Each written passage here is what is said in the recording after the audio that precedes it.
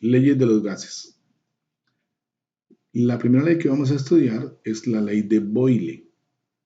La ley de Boyle nos dice lo siguiente, que para un gas que se encuentra a temperatura constante, es decir, no cambia la temperatura, la presión varía de manera inversa al volumen. Es decir, que si la presión aumenta, el volumen disminuye, son inversos.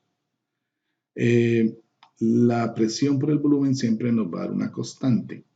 ¿Qué significa temperatura constante? Que se realiza un proceso isotérmico. Debe ser lento para que el calor fluya libremente y así la temperatura no cambie cuando el gas se comprime o se expande. La ecuación que vamos a utilizar para la ley de Boyle es presión 1, volumen 1 es igual a presión 2, volumen 2. O presión inicial, volumen inicial, igual a presión final, volumen final. Aquí tenemos una gráfica de la ley de Boyle y vemos que a medida que la presión aumenta, el volumen disminuye. Son inversamente proporcionales. Aquí tenemos una representación con una máquina en la cual la temperatura es constante, no está variando, pero la presión aumenta y el volumen disminuye.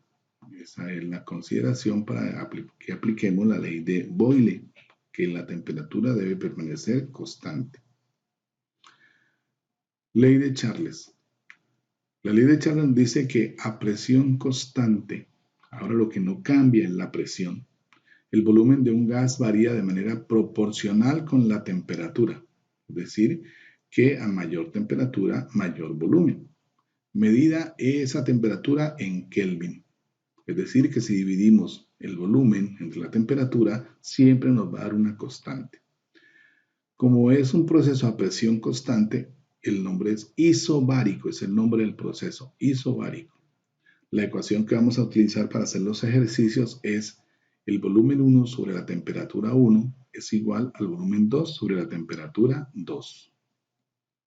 O también volumen inicial sobre temperatura inicial es igual a volumen final sobre temperatura final. La gráfica volumen-temperatura de este proceso nos indica que a medida que aumenta la temperatura, también aumenta el volumen. Son directamente proporcionales. Recordemos que la temperatura tiene que estar en grados Kelvin. En nuestra máquina, para representar la ley de Charles, vemos que la presión permanece constante, que la temperatura al colocarle ese mechero aumenta y que el volumen también aumenta. Es decir, son directamente proporcionales. Si la temperatura disminuye, el volumen también disminuye. Ley de Gay-Lussac.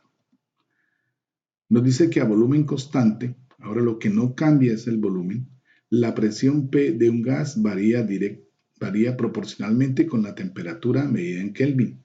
Es decir, hay una relación directamente proporcional entre la presión y la temperatura. El volumen va a permanecer constante. Cuando el volumen es constante, el proceso se llama isócoro o isovolumétrico, es decir, que el volumen no cambia.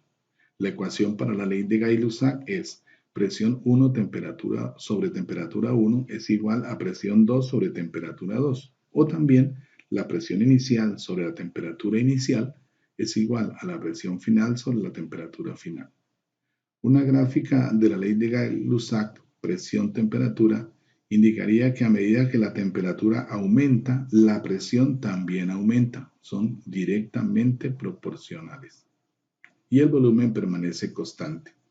Entonces, un caso es el cual estamos aumentando la temperatura y la presión aumenta.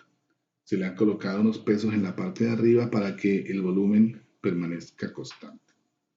La relación es directamente proporcional. Ejemplos. Ejercicio número 1.